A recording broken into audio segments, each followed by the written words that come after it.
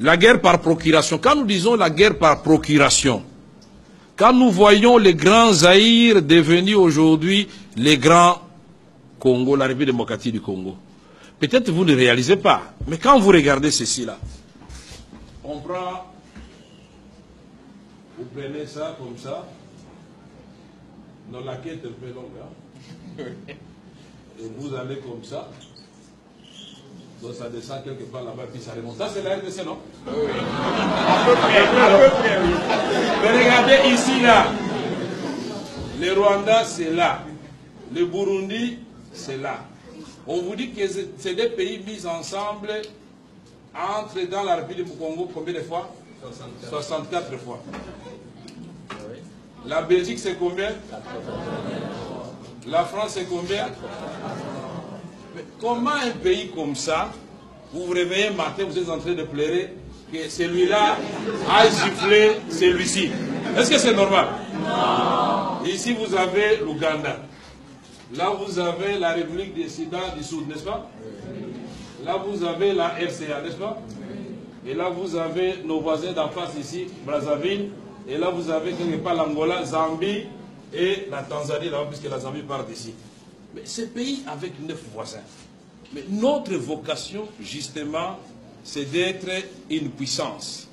Mais on nous fait des guerres par procuration à travers les voisins. Les guerres par procuration à travers les multinationales.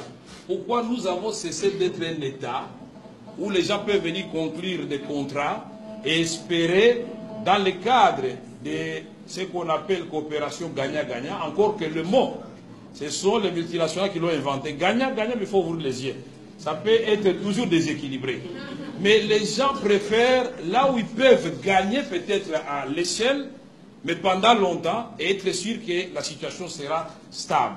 Mais quand ils sont conscients que vous êtes une bande d'aventuriers en train de diriger un pays, ils vous font la guerre, et donc toute cette partie à l'est de la République démocratique du Congo est paralysée. Mais paralysée pendant ce temps, on vous a dit, le professeur Bakali vous avez dit, Walikale, dans le nord Kivu, à Walikale, nous sommes allés faire ma campagne, on avait atterri à 17h, non? Oui, oui. Quand vous atterrissez à Walikale, le pilote russe vous dit on doit faire un petit tour parce qu'on doit atterrir sur une route asphaltée. Ce n'est pas une piste. Oui. Mais qu'est-ce qui s'est passé à Walikale? Walikale, on était en train de construire la route par les Allemands. Il y a une partie qui devait partir de Kivu et une autre partie de Kisangani. Et les deux routes devaient se rencontrer pour relier Bukavu à Kisangani. Mais quand ils arrivent à Walikale, tiens, ils creusent, les Allemands se regardent, ils disent, mais comment? Qu'est-ce que nous voyons là? Ça, c'est pas la cassiterite. Et puis, ah, l'or. Mais ils viennent de Kisangani, ils arrivent au niveau de Banalia ou... Oui, je crois. Ils creusent, ils voient, ça c'est de l'or. Eh bien, la route n'est jamais finie. Les Allemands, de part et d'autre, ont exploité pendant 4 ans. Et le président Mobutu se demandait, mais Zéla on aussi la Teponanine. Et on va découvrir qu'ils sont en train d'exploiter. Donc la portion qui est restée ici, c'est ça qu'on appelle piste d'atterrissage. Ah bon? Et je vous dis que cette piste d'atterrissage a plus de vols par jour que l'aéroport international de Lubumbashi. 17 vols internationaux par jour.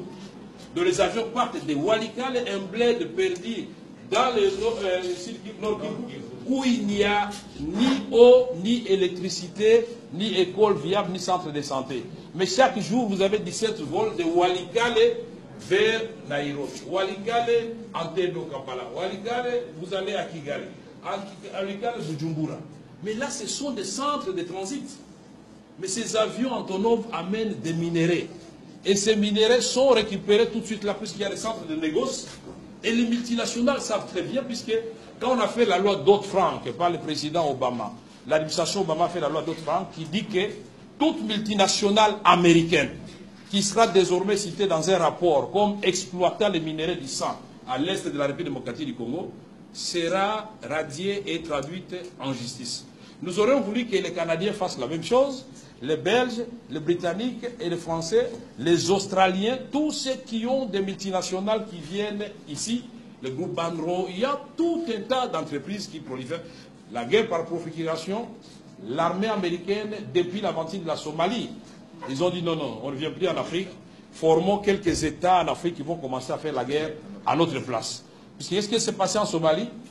Ils viennent débarquer en Somalie, oubliant la géopolitique et la sociologie et l'anthropologie. Ils débarquent, il y a des groupes armés, mais quand ils descendent, on prend 3 Américains qu'on tue de façon brutale, mais tous ils sont terrorisés, ils repartent et la guerre a pris fin. C'est pourquoi nous avons dit au secrétaire général, c'est bien d'amener une brigade d'intervention à l'est de la République démocratique du Congo. Mais quand vous voyez du nord Katanga, de Tanganyika, jusqu'à Dungu en province orientale, donc à la frontière du Soudan, mais c'est un territoire plus grand que l'Europe occidentale.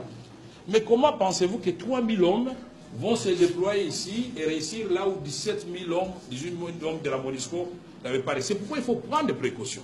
Parce que dans les temps, on avait eu Artemis dans l'Itourie avec la France. C'était des coupes chirurgicales. Pendant 3 mois, ils ont terminé le travail. Pourquoi?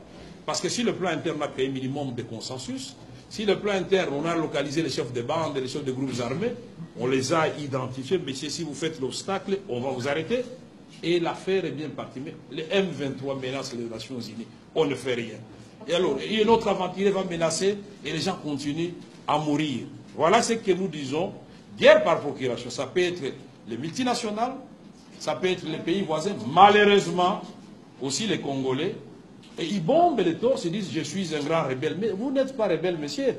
Vous êtes un pantin parce que utilisé par des pays étrangers pour déstabiliser votre propre pays. Ce sont des choses que nous devons bannir. Et les Congolais, malheureusement, pour accéder au pouvoir, ils sont prêts à tout. Y compris le pacte avec le diable, il va le faire pourvu qu'il ait le pouvoir. Mais vous allez régner sur qui? Voilà.